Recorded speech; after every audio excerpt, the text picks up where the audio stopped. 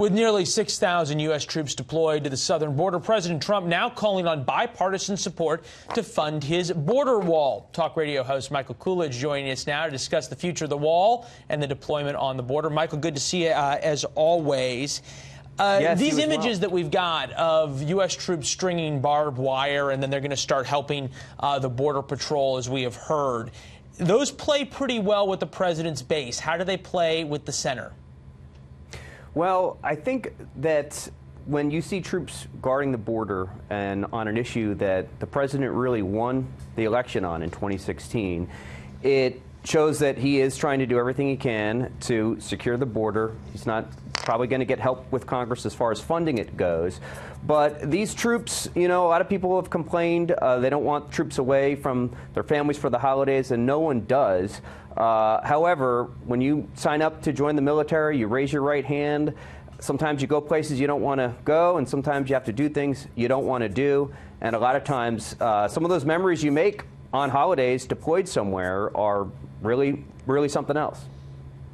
Interesting perspective there. I guess the other question would be is that does this in some way strengthen the president's hand and Republicans' hand as we head towards this December 7th deadline of funding the government and Republicans trying to get the president some money for his wall?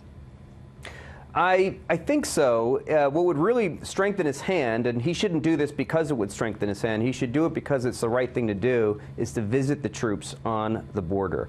He should, anytime the commander-in-chief, especially the commander-in-chief who made the decision to send troops somewhere, actually visits them, it goes a long way for morale. I know I was deployed in 2002, 2003, and I had gotten back to the States from Operation Iraqi Freedom before President Bush went over there and surprised the troops on Thanksgiving. And I have a lot of friends who were there who said it went a long way towards morale. I think that's what he should do. Interesting that you bring this up at a time when President Trump's gotten a lot of heat for not visiting U.S. troops in war zones.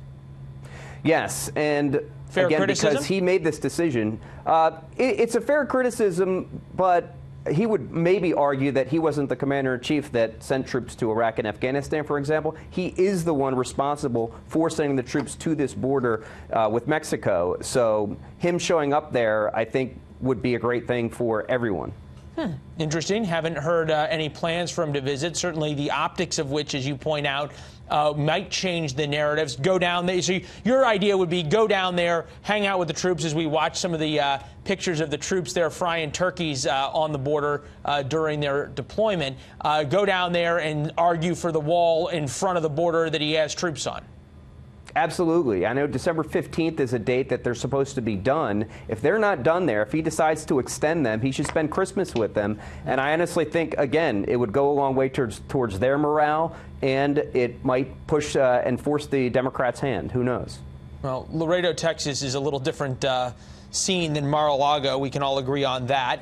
Interesting point on that. This deadline for Republicans, though, in order to get funding for the government, unless the government shut down around Christmas, comes a lot quicker than that.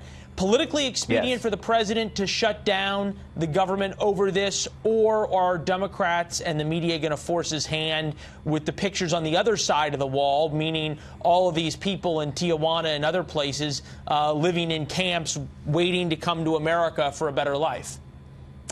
Yeah, I'm not a big fan of lame duck legislating, but if he doesn't do something, if the border isn't funded before December 7th, we're going to have to wait probably till the next decade until there's another opportunity for this. So shutting down the government might be the only way for President Trump to fund the border.